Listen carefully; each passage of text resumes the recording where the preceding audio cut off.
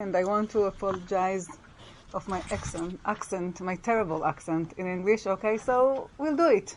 You understand me, I understand you, and I hope it will be okay. And if I forget a word, I'll tell it in Hebrew, and who can help me? Okay, that will be great. So if I forget something, you'll help me and tell me what to say. So. I thought that it will be good that we will talk about the Book of Judges.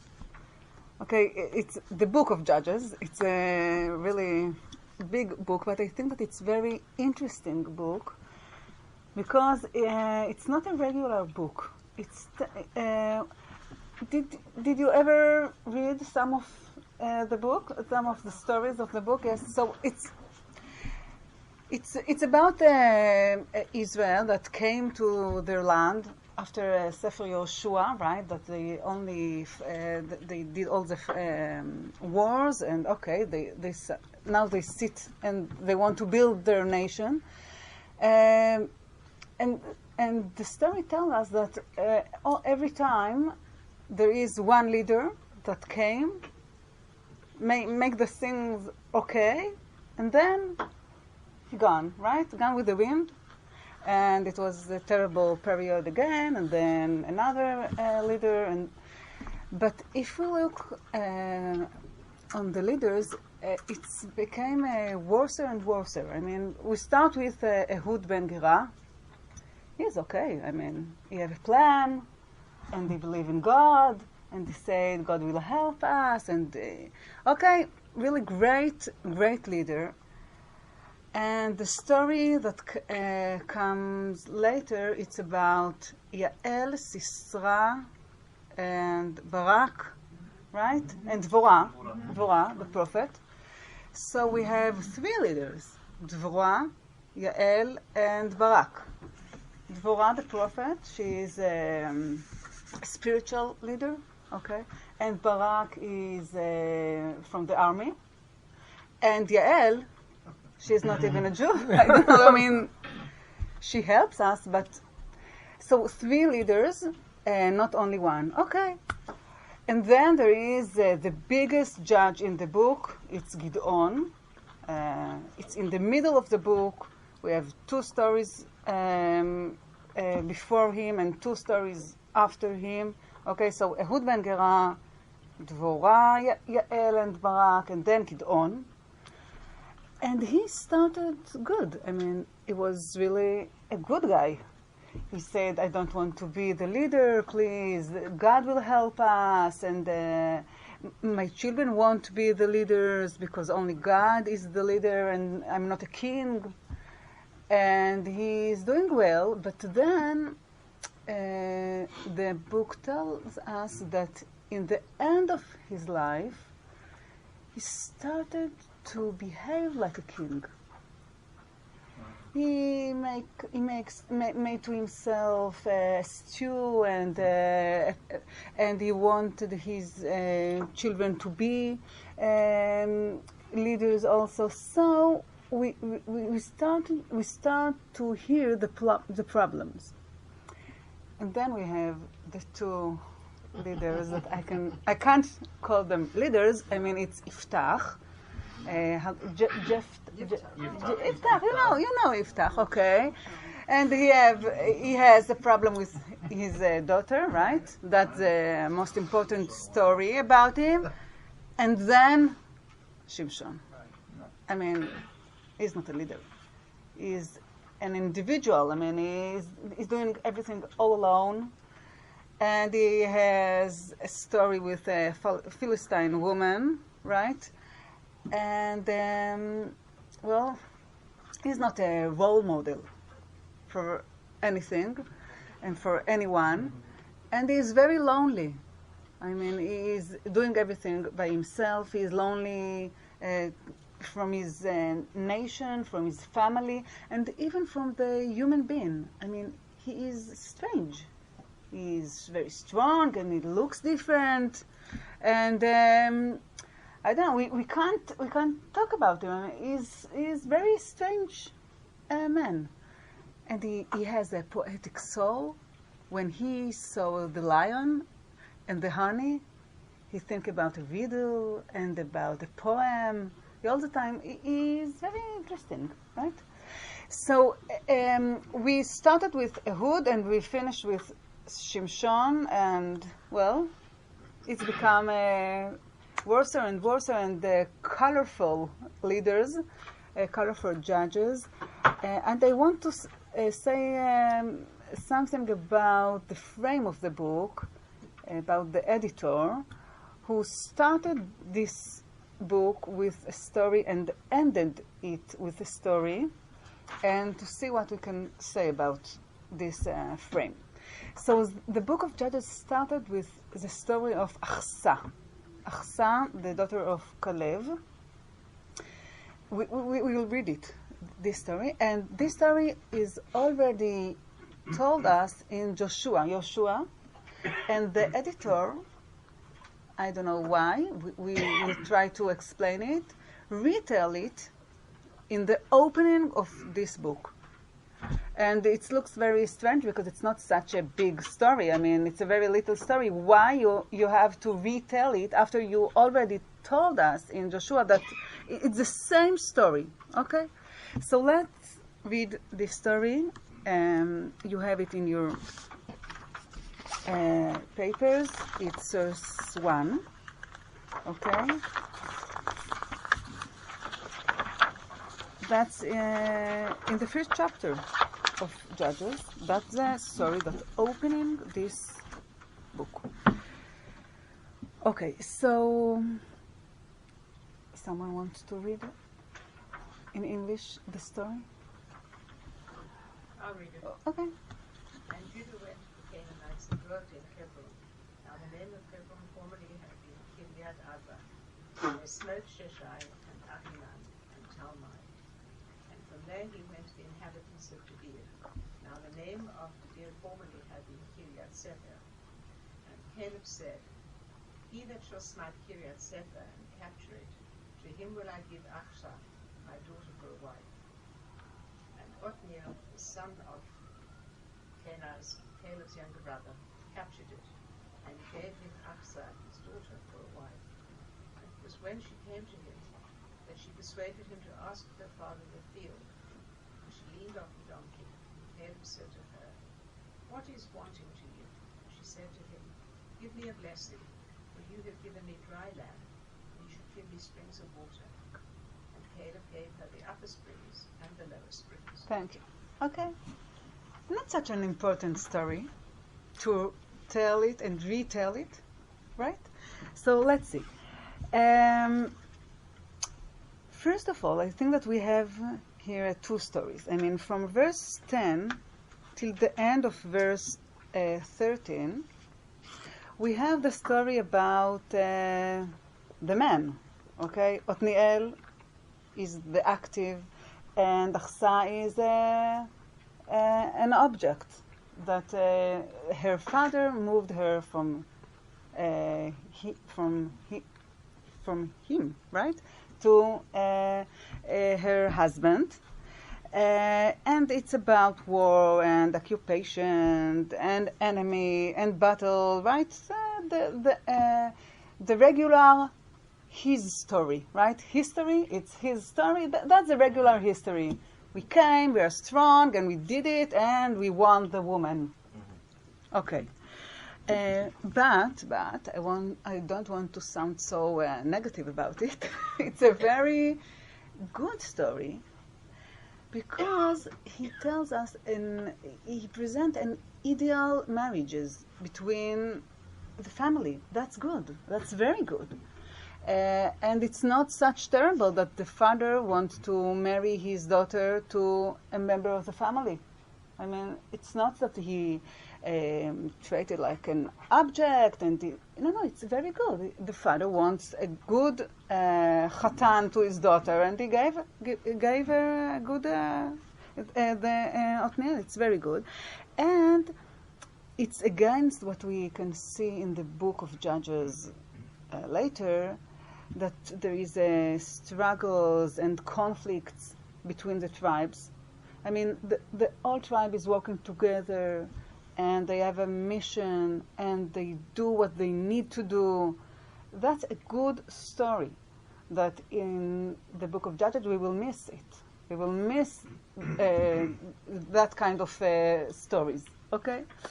And we can see that everything happened. I mean, in verse 12, will I give achsa? And then in verse 13, and he gave him achsa. I mean, he told that he will give, and he really did it.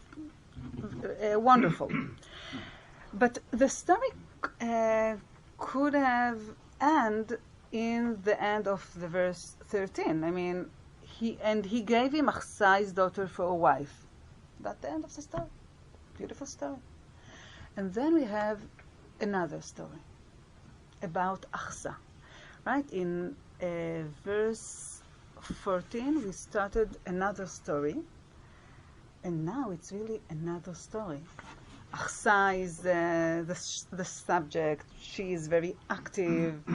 And we are talking about a metaphorical occupation, right? She occupied her father or her husband and the land with the water, right? And that's really great what she did in these verses. But I want to study deeper those verses. First of all, her name, Achsa. It's a terrible name. It sounds terrible, right? Achsa. In Hebrew, it sounds like ichs. I mean, right? It's a terrible name. What can we do about it? So, I brought you the verses from Isaiah 3, where we have a list of jewelry. It's very important for the woman and for the man. If you want to know what to buy to your wives and what to buy for ourselves, a wonderful list of jewelry. Okay, it's not in a good, God said that He will move them off and it will be terrible, but we can learn about jewelry in the ancient days by this list. And we have here in verse 18, Tiferet ha'achasim, that in the translation that you've got, I don't think it's a good translator. It's remove the glory of the shoes. In the JPS, he said it's anklets. I think that it's better. It's much better. Anklets, yes. I think that it's better. I don't know who translates this. I don't know what they decide to put here, but I think that the JPS is right. Achsa is something, it's a very good jewel, and so Achsa, it's a beautiful name. But we have in source 3 something for Masechet Tmura from the Bavli. Masechet Tmura, it's the 6th Masechet in Seder Kedushim. And we have, you see it, it's in source 3. And why was her name called Achsa? Said Rabbi Yonatan, because whoever saw her was angry with his wife. Achsa, it's like lichos in Hebrew. So everyone who saw her came back home. Switch the letters. Yeah, it just sounds like this. Achsa, lichos. Came back to his home and said to his wife, why can't you be like Achsa? She is so beautiful. She knows how to cook. She's great, really. So everyone who met her came back and said to his wife, you are terrible. Achsa is really, she's desirable, right? I want you to be like her. So it's a very interesting statement, right? Achsa, שכל הרואה אותה כועס על אשתו, become angry on his wife. And so I think that the Talmud tries to tell us that she was really great. It's a really unbelievable woman. She looks good, she knows how to talk, she knows what to do. She is the most I don't know, the most desirable woman that we can ever think about. Okay, so whoever saw her was angry with his wife. Okay, so this Achsa, this wonderful woman, has a plan, right? As you already, we already read it. She persuaded him to ask of her father the field, and she learned of the donkey, and Caleb said to her, and etc., etc. So what happened there? She asked, he asked, why did she fell from the donkey? It's not so clear what happened in this story. Okay, so now we have some options. What happened? Let's see. First of all, what you don't have, it's the Septuagint. Septuagint, that's how you call it, right? I said it right. So we have another version. Not that she persuaded him to ask of her father, but I am reading from verse 14. And it was when she came to him that he persuaded her to ask of her father the field, etc., etc. Okay, in Hebrew it's ויהי בבואה, instead of ותסיתהו, ויסיתה לשאול מאת אביה. Okay, he wanted her to ask her father the field and the water and all the things. And that's a good option, beside the fact that isn't what's written, right? It's a good option, but it's not what we read. So, Abarbanel, you don't have it, said another thing. We have another options, okay? But Abarbanel, I didn't bring to you.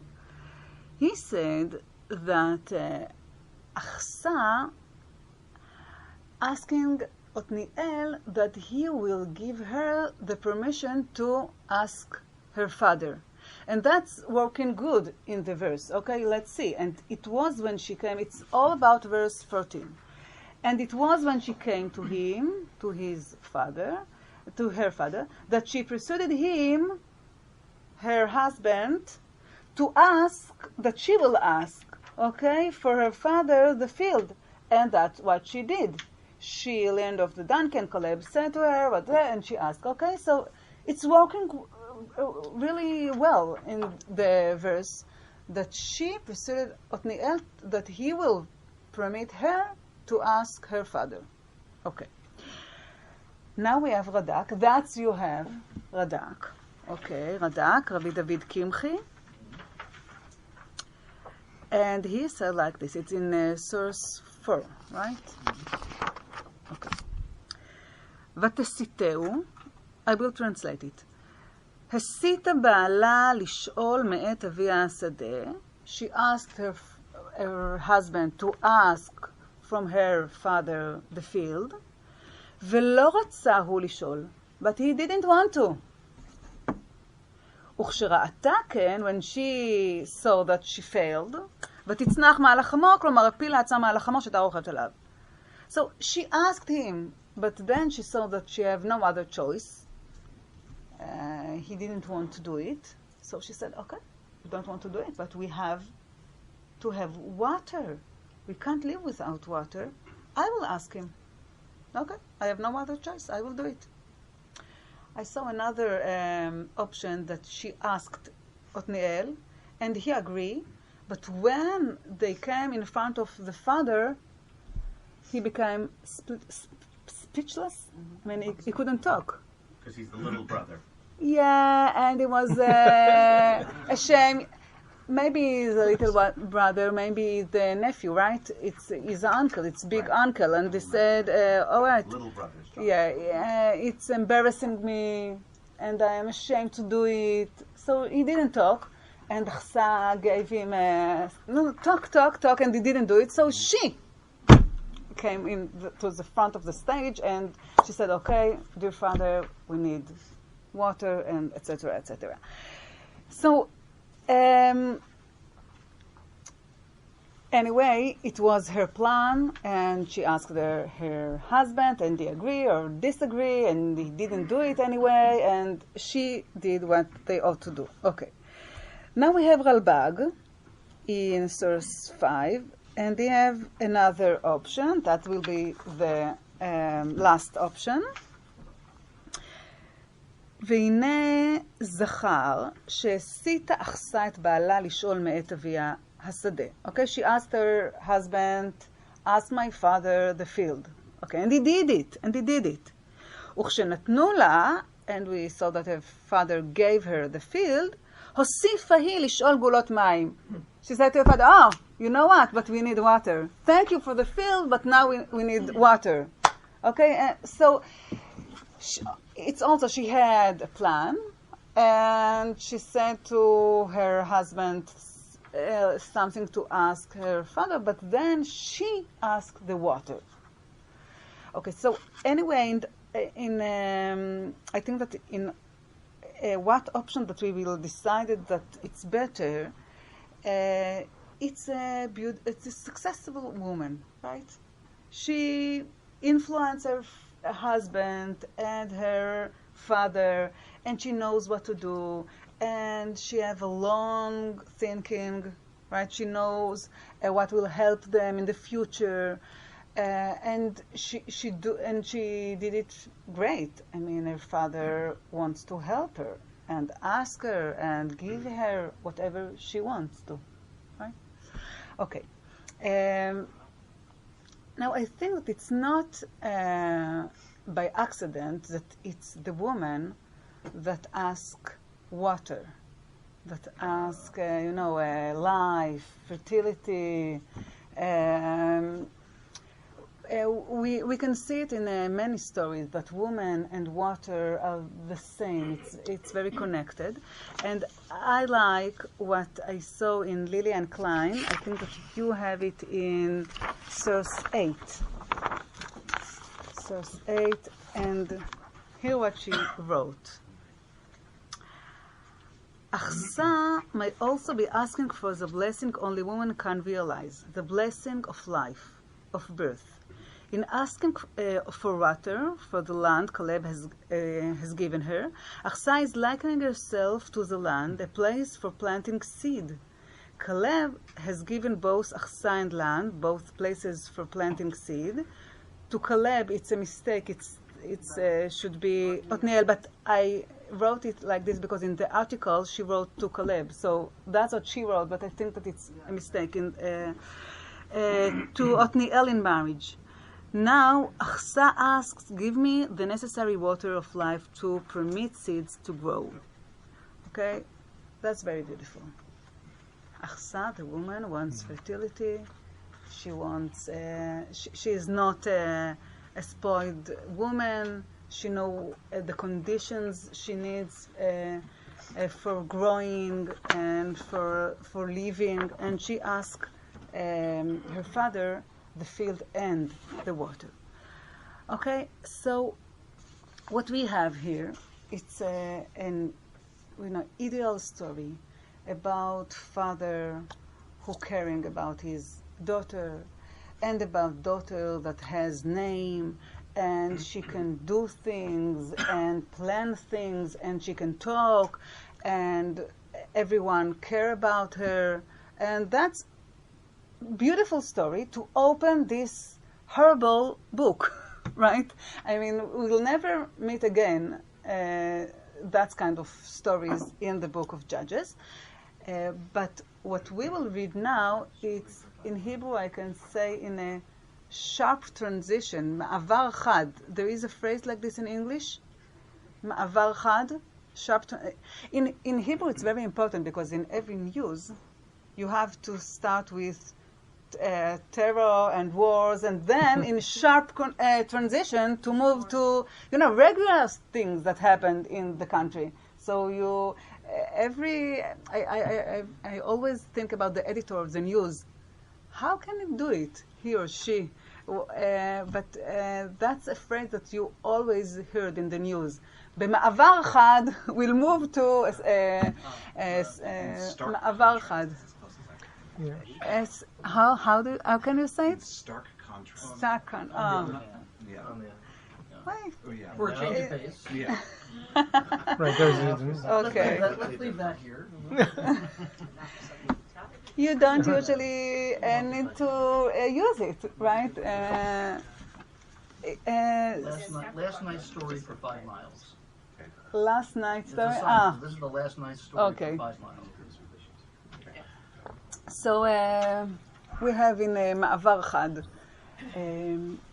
We'll move on to the story that ends the book of Judges. Okay, so we'll leave Achsa, the beautiful woman, and the good father, and the good husband. So a little bit ashamed maybe, but a little bit embarrassed. But he's not a bad guy. I mean, he wants to help her, and he's willing to give her the stage to talk and to ask her father whatever she wants to. Okay, so now we will be at Judges 19, and that's the story about the concubine at Gibeah, right? פילגש בגבעה. It's a long story.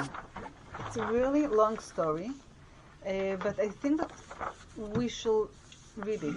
It's okay that we should read it? You remember this story? No. Okay. You know this story, but no. So we will read it. Now, you want me to read it in Hebrew and you will follow in the English, or you want only in the English? It depends on your, if you hear Hebrew and it sounds to you familiar or not. No. Only in English. Yeah? Tell me. You want me in Hebrew to read? Oh, okay.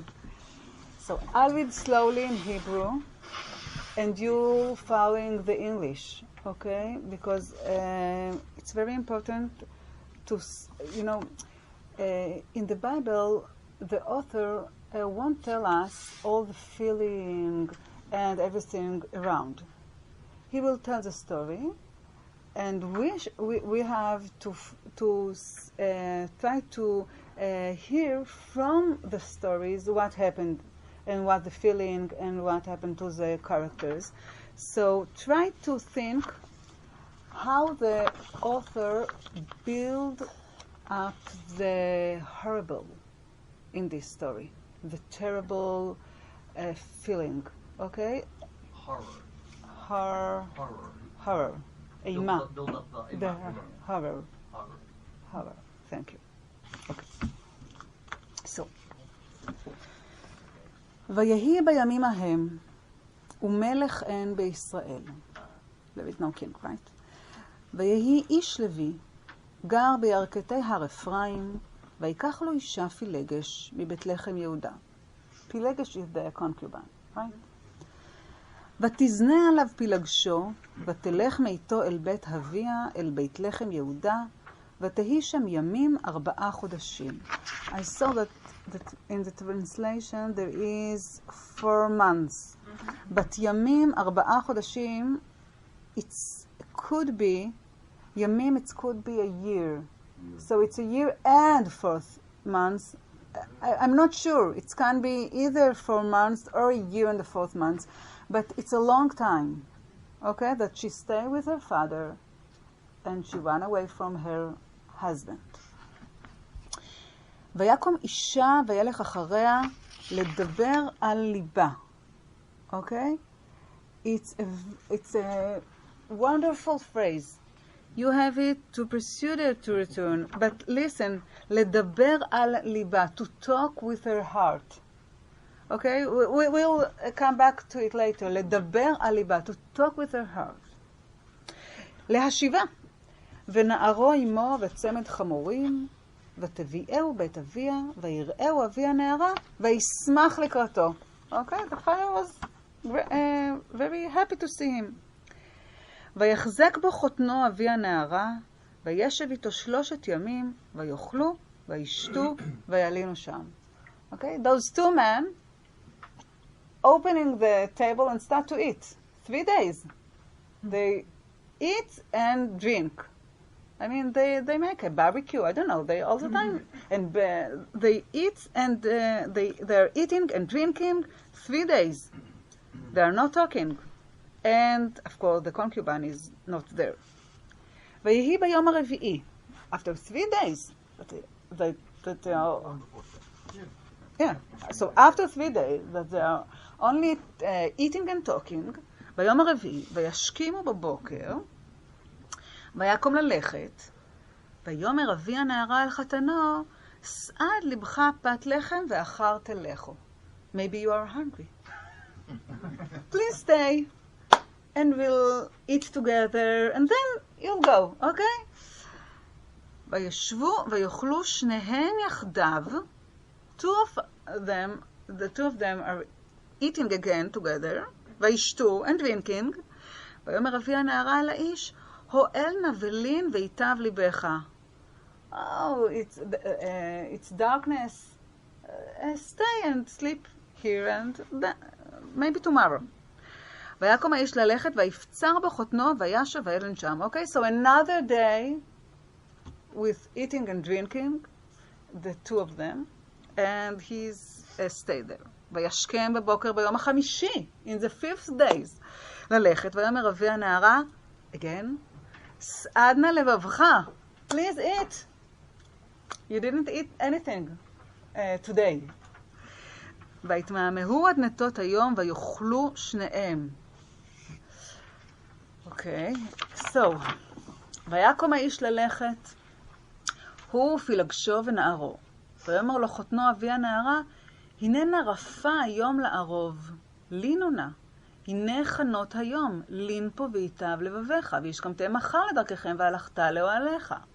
Okay, it's become night, it's become darkness. Please stay here for another day. But now the man, the Levite, knows the plan, right? He understood the father. So he said, "Velo avai shalom." Okay, no more staying and sleeping here and eating in the days. ולא אבה איש ללון, ויקום וילך ויבוא עד נוכח יבוס ירושלים, ועמו צמד חמורים חבושים ופילגשו עמו. הם עם יבוס והיום רד מאוד.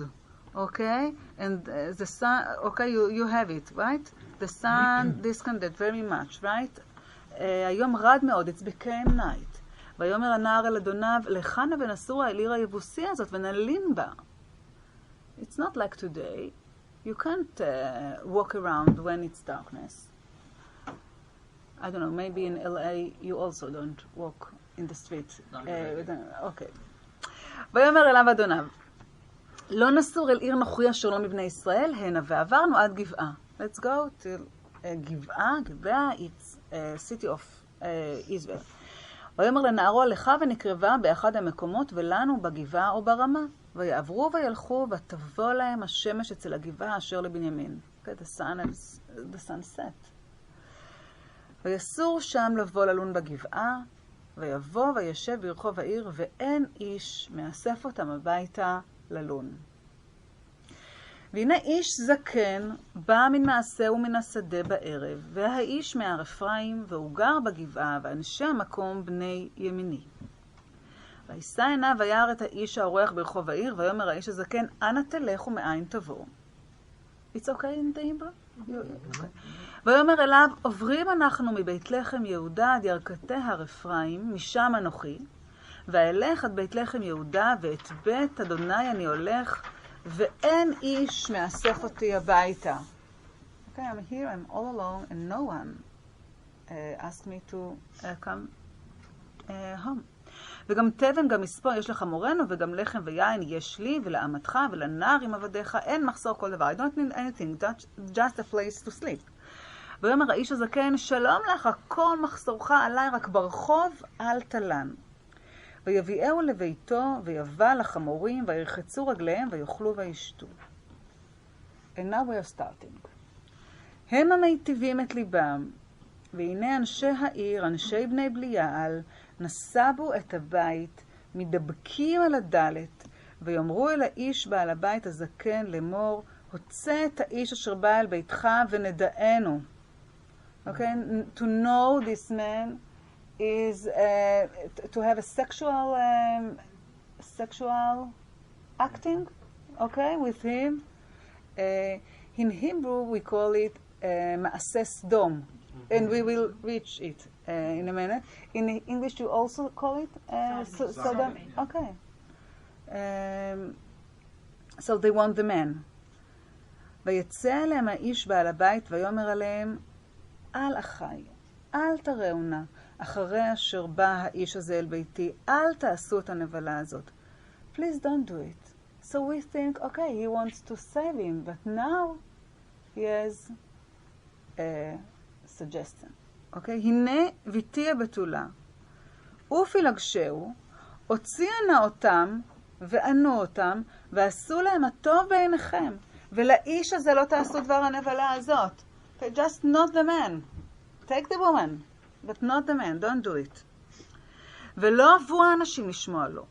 ויחזק האיש בפילגשו, ויוצא אליהם החוץ, וידעו אותה, ויתעללו בה כל הלילה עד הבוקר, וישלחוה כעלות השחר.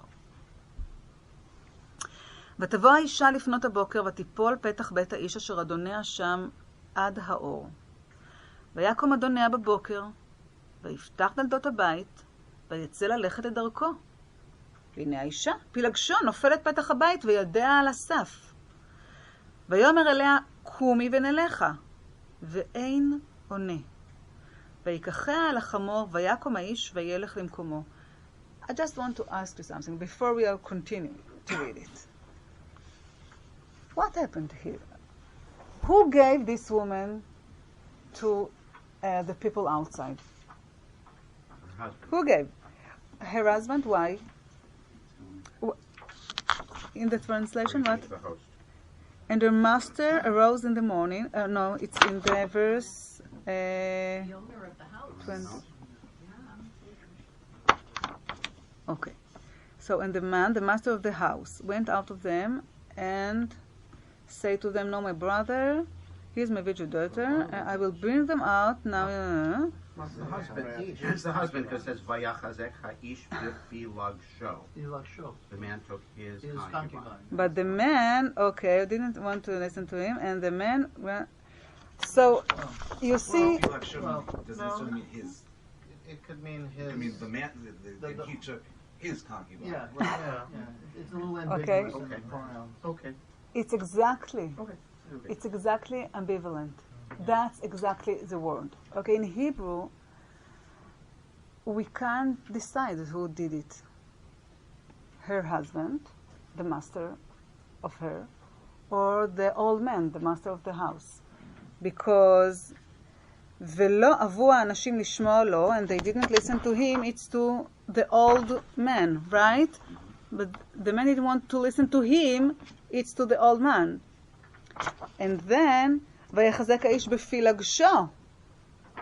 His concubine, so it's the Levite, or that, as you said, the old man hold פילגשו, his concubine, and gave her to the people outside. It reminds me a lot of the verse in Bereshit about Sarai and Hagar, where it says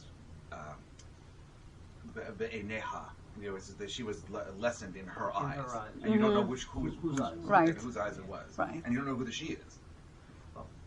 Right. I think that it's very important to listen to hear these ambivalent verses, because it gave us the opportunity to talk about it. Okay, there are two men there, and we don't know exactly who gave the woman. But anyway, she's out right now, and then they sent her back when she's alive, right? Because וישלחוה כעלות השחר, ותבוא האישה. The woman came by herself, and she felt there, and no one wait to her and open the door for her. I mean, if her husband, Okay, you can't go out because you are afraid that they will do something to you. But the most, at least you can hear if she's coming and to help her. And in the moment that you heard that she came, open the door and bring her to your room and try to do something with her. But he is sleeping very well. He closed the windows and he's under his, I don't know, he's sleeping very well, very well. So he came, in the morning he wants to go, and he opened the doors, and surprise, he saw her falling there, and he doesn't even show that he was worried or he was sorry about what happened and they have no other choice. He just say, "Kumi v'nelecha," get up and we will go, right? We need to be at home and you have to, I don't know, make me dinner because he likes to eat this. It reminds me of something I learned when I worked in a restaurant. If there's someone outside the door and the door is locked, and the person outside says, "Open the door, or I will hurt this person," you don't open the door. Once they're outside the door in the hand of the terrorist or whomever, that's it. It's as if she's already dead. Mm-hmm. And so once she's outside the door, she's no longer alive. I think that he falls asleep.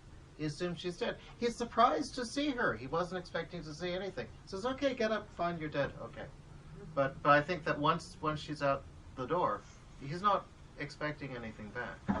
She's certainly dead to him. Yeah. Oh, Okay. He has no reaction to seeing her fall in. He has no. It'd be one thing to assume that she was dead, but to see her again, he has no emotional, response. okay, but he saw her, so Yeah. get up and we will go. I mean, what All right, happened? I never thought I will see you again. Nothing like that. Nothing like It's that. almost like British farce, like in Yeah, the it's a little Monty Python. it has that sort of element to it. Like Yeah. you can almost imagine it a sitcom in a sick way, Right. where some comes in. All right, now get up. Yeah, exactly. All right, come on. Right. Oh, Yeah. This Well, is a I'd like dead to parrot. object to the British farce here. I think that's a bit much, honestly. Nicely, but honestly. If it was the husband who let her go and we don't know whose plague she really is. Yeah.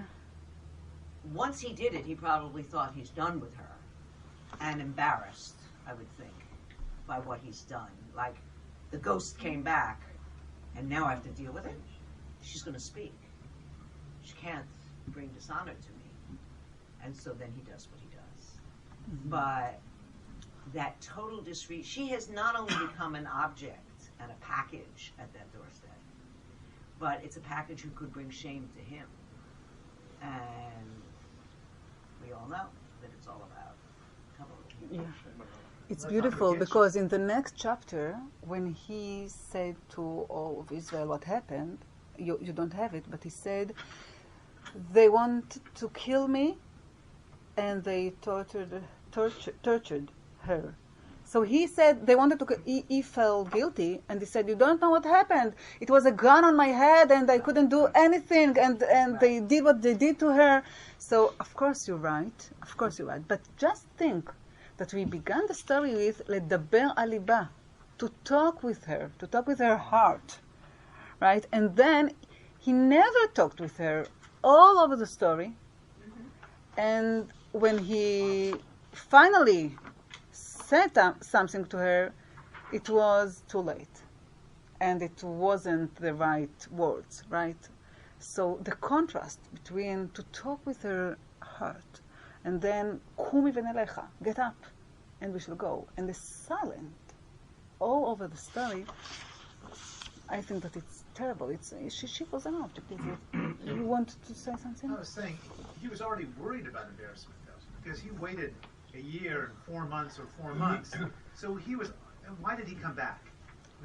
There's a reason for that. He came back because well, this woman left him, and he can't have that situation. He needs to reclaim her. Mm-hmm. And we see the father trying to protect and protect and protect to the point where he can no longer protect within the social structures. So you've got this father is trying to protect. He can no longer do it by getting this guy drunk. But his father knows who this man is. It's implied this woman knows who this man is because she ran away from him. So this is completely in his character. He's worried about his image, as Judith was saying. Wow. I don't Okay. think he was worried about it. I mean, he had his image. I think you're right that we wanted to get her back. But I think the purpose of this story is to contrast it to the first story. The first story where there's an actual romantic attachment, a relationship. And here, there's, all right, are you dead yet? He kicks her. He says, no, I guess you're not. So He why doesn't is care he, about her. why is he called a Levite? Because he is a Levite. I understand. So is this an anti-Levite story? No, it's about the Benjamin tribe, I think. Okay. I think it's about the Benjamin tribe. But if you let's say something about it. It's yeah. It works that he's a Levite because this is a story where you're going to ask all the other tribes to beat up on Benjamin. And the Levite is not a member of any of the tribes. He doesn't have a stake in anything. No horse in a race. Mm-hmm. Yeah. Mm-hmm. He's landless. Okay, so let's say something about. I want to say something about the frame, the contrast between the first story and the end of the story. But first of, I asked you how the author built in the story the horror, right? The horror. How does it do it? So what can you say about it? What happened to you? He never said, it's a terrible story now. Listen to me, it's a terrible story. Read it slowly and say to yourself, it's a terrible story. It's So what can he do? So first of all, I think that if you can hear, it's a story that's very similar to the Sodom story, right? In many verses, we can hear, I wrote to myself, in our story, only do not lodge in the square, and in Genesis, and they said, no, we will lodge in the square. And in our story, while they were enjoying themselves, the men of the city, wicked men, surrounded the house, and we have it right before they had gone to bed. All of the men of the city, the men of Sodom, surrounded the house. And in Judges, we have put the man who came to your house out so we may know him. And in Sodom, of course, we have it, put them out so we may know them. And the master of the house went out to them, and Lot went out to them, right? And he said, no, my brothers, please do not be vile. So, and Lot said, my brother, do not be vile. And here's my virgin daughter and his concubine. And Lot, of course, said, here I have 2 daughters. And by the way, I think that we have here the virgin daughter only to be a similar story with Sodom, because this virgin daughter is disappeared. It's only for that he said that he has 2 daughters, because we have to have 2 women, like in Sodom. Okay. So, and the old man said, I will now put them out to you and use them and do whatever you wish to them. And in Genesis, I will now put them out to you and do whatever you wish to them. And in our story, and to this man do not do this discoverable thing. And in Genesis, we have only do nothing to the man of God. And the people would not listen to him, and they said, get out of the way. Okay, it's the same story. There's no fairy tale. Right. Here. The only difference is that there is no angels and no aliens with ray guns. There's nothing. Right. Okay, that it's really happened. In Genesis, it didn't happen, but here it really happened. I mean, they did it, and that's the terrible. So, if you want to say about some place or something that it's terrible, you say like Sodom. That's what happened. It's like Sodom. Is like Sodom. Yeah. It's like Sodom. It's a terrible place, the Gibeah, and really, it's terrible. And another things, it's the anonymous, that is okay, you say, right? Anonymous of the characters. There is no names to no one. It's the Levite and the old man and the concubine and their father. No names. And the fact that there is no names is, I think that it has a double effect. First of all, the characters in the story do not relate to each other with names. And when I call your name, it seems it's because I know you and I want to talk to you, and no one called the other by a name. And another effect is that the reader can't call the characters with names. He doesn't know any one of them. I mean, who is the Levite, the concubine, her father? I don't know. No one of them. So it's very important to say that something. It's uncomfortable to read this story. We have no names, and they do not call each other with names, and I think that it's a very important thing that happened here. And there is something with the night. Right? All the time they're afraid from the night. The night is coming. We have to. We don't go to the way. We don't going out to the way if it's night, and then we're very frightened from the night, and we want to find some place to sleep, and then they abuse her only at night, right? When it's very important in the story, and important from her, and they here in verse 25. The entire night until the morning, and they sent her away when the day began to dawn, right? It's all the time. And in verse 26, and the woman came at the morning began, okay? And until it was light. At night, we can't imagine what people are doing. I mean, under the darkness, all the miflatzot, monsters, right? Monsters came out, and people became really terrible people. It's very frightening what happened at night. That's what happened here. So it's really a terrible story. And now we can see. Okay, we have an opening story. Achsa and Kalev and Miel, and we have an ending story about the concubine and the Levite, and they're very similar. Why they are similar? What's similar between the stories? Father-daughter's relationship. It's happened in Bethlehem, Yehuda, right, in the Judah tribe, or in the Judah, the daughter of Judah tribe, at least, okay. And there are two women who was offered to another man, right? And there are two women who felt in those stories, and there is a donkey in the two stories, right? So similar things that, yeah. And there's the issue of the woman's agency, right? So, whereas in the first story she has her agency, she asks and in the second story she actually starts out with her agency because she chooses to run away from the guy, but then she loses it.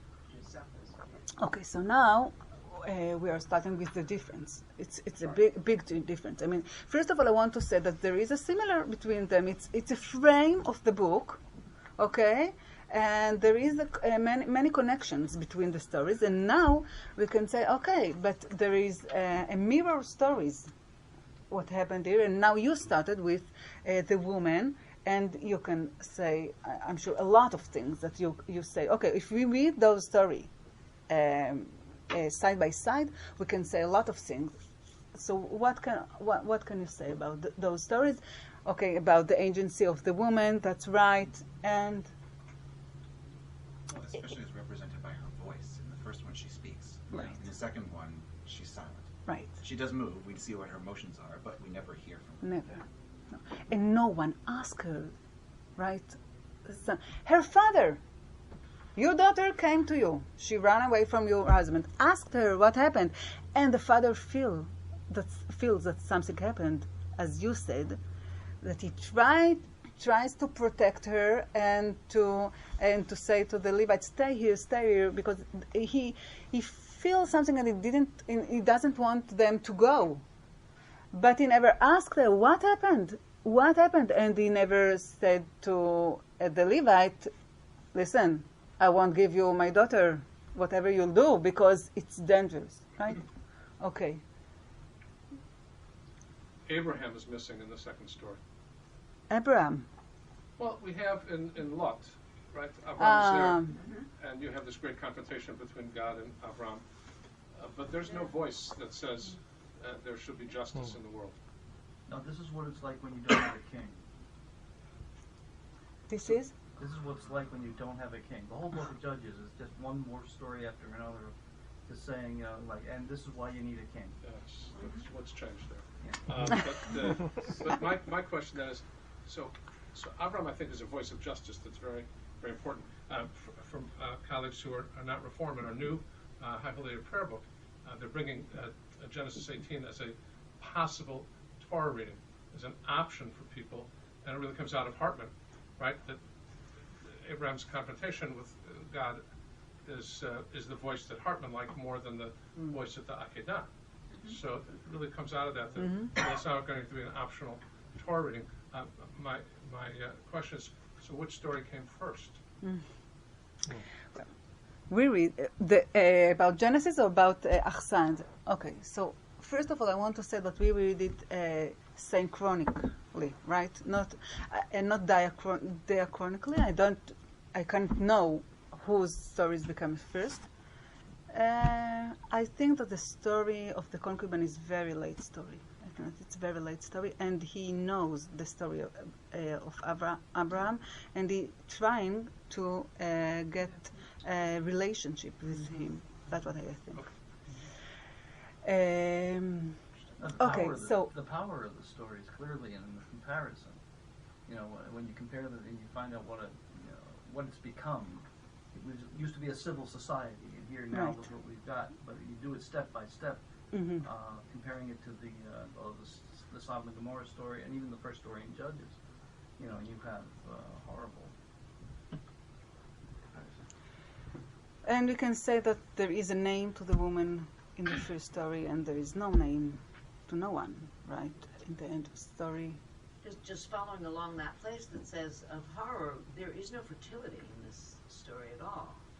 And there, in the no beginning word. story, you have the hope of seed and field and fertility, and we're going to have abundance. Mm-hmm. By the end of the book of Judges, it's going to be a horror story. Right, And we will end up in pieces. right. And we can say also that in the first story, she is going to be a wife, right? Her father offered as a wife, and here she is only a concubine. And okay, and another important thing. Okay, yeah. Back to your question that you asked earlier about how the story is Yeah, told. yeah. It's interesting how long this story is, certainly compared to how short the story is. So when because it really is like a horror movie where you're watching, you're saying like, no, don't go in that door, right? So obviously the hearers know, how the story is going to end, and at each step it's all just sort of draws it out. So it's interesting that with the Asa story, when things go well, it's actually kind of chick-chock and Right, much simpler, right. right? And here it's like the horror is coming and the suspense just Wonderful. literally is really drawn out, really Wonderful. long, step by step. Right, right. Yeah, and there's a lot of places where something could have gone bad, but it didn't. But it's going to. Don't go back to the house. Stay another night. Yeah. Yeah. And if you have talked about the father and daughter, right, in the first story, the daughter can ask her father, and he wants her, he wants a good life for her. And in the concubine story, the father is, well, I can't say that he didn't do what he should do. He's offering up his virgin daughter. Yeah, yeah. No, that's the old man, not the father of the concubine, right? But you're right. Also, the old man also is not a role model for fatherhood, right? It's not such It kind of a. offers him up almost as a savior first. You know, like, here, I'll give you a shelter from the storm. Oh, by the way, get out of here. You know, Yeah. Oh, okay. But he's being exactly like Lot, right? Lot offers his daughter, the old man offers his daughter, but Lot's guest protects Lot, whereas the old man's guest protects himself. Mm-hmm. Well, he wasn't an angel. What can we do? Okay. So I think that we can do something about it. I mean, if we want to say something about the society, we have to check what happened to the liminal people, right? To the wicked people in the society, and a woman. It's a very good litmus test. Yeah. Okay, litmus test. That will be the phrase. It's a great litmus test about what happened in this society. And I think that the editor said, okay, I'll put you a short story that you've already heard in Joshua, but I want to retell it because it will be a good opening to the book. And I'll show you, you see what happened in this story? How they treat the woman, how father and daughter, what happened in the family, and in the whole community, and in the whole nation, right? And we think about fertility, we think about the future, we care about our daughter, we want them to speak, and we give them names, and her husband is a good guy, and there is an intermarriages that's very good to the family, and we want to build a good society. And look, the woman really has a good place in our society. And then things became to what they became in the whole book. And one moment before we closed the book, the editor said, okay, I want to tell you another story about a woman and about her father and about her husband, master. And listen, you see what happened? You see the litmus tests, how they treat her, and she has no name, and she can't talk, and no one asks her what she wants, and she is only a concubine, and her father doesn't feel what she wants. You see, Caleb asked her when he saw that she fell from the donkey, what happened? What do you want? He saw that she wants something, and the father in the she said 4 months or a year and 4 months, and he never asked her what happened. Why are you here? It's not easy to a woman to move from her husband to her father's house in those days. You don't do it just because you want to do it. She ran away. So I think that if we see the frame of the book of Judges, we can understand everything. What will happen? You don't have to read the whole book. You understand. You know, there is a joke about Hershele. You know it? Hershele, you say Hershele in English, it's Hershele. It's not in Hebrew, it's in Yiddish. So one morning, one day he came home, and his mother gave him to eat fish, but they were very poor. So she gave him the head and the end of the fish. How do you say that now? Tail. The head of the tail, and she told him, eat. So Hershele looks and he said, okay. And the next day, she told him, so pray now. So he opened the siddur, and after 2 minutes, he closed it. So she said, what happened? And he said, if a head and the tail, it's a fish, so Adon Olam and Alenu L'Shabach, it's a prey. Okay? So that's what he did. Okay? So the first tefillah and the end of the tefillah. Okay, it's a prayer. So that's what you can do about the Book of Judges. Okay. I can't help it. I'm really influenced by this. The fact that I showed the movie Get last night. I had a screening of the movie, and the director was there. If you get a chance to see this movie, you gotta see it. But when he spoke, he said that the director, and it's part of a trilogy actually, that this was the litmus test, and what is happening with Agonot is the litmus test for Israel today. Yeah. And it was a very powerful statement, and I challenged him on it. I was doing a Q&A with him, and he said, no, it's how you treat your women. And it's a chilling movie, and it, in many ways, is this story 2014. And many pieces of it are not that, but the plantings are here. And it is a litmus test. Right. Yeah. This movie makes a lot of noise A lot in of noise in Israel. Israel right now. A lot of noise, yes. It's a feature film, and it is probably going to be Israel's best foreign film entry. Yeah. And there is an English translation? It had an English translation to it. Not a translation, but subtitles. Yes, It's subtitles, of course. It's not in full release. It won't be in release until February, but it's being shown in various places around LA now. And as they're trying to gain an Oscar moment. And it's a brother and sister. She's a famous Israeli actress, Orit, and Orit Elkavatz. And Shlomi Elkavatz, it's her brother. It's her brother. Yeah. And it turns out it's about their mother, which I didn't know.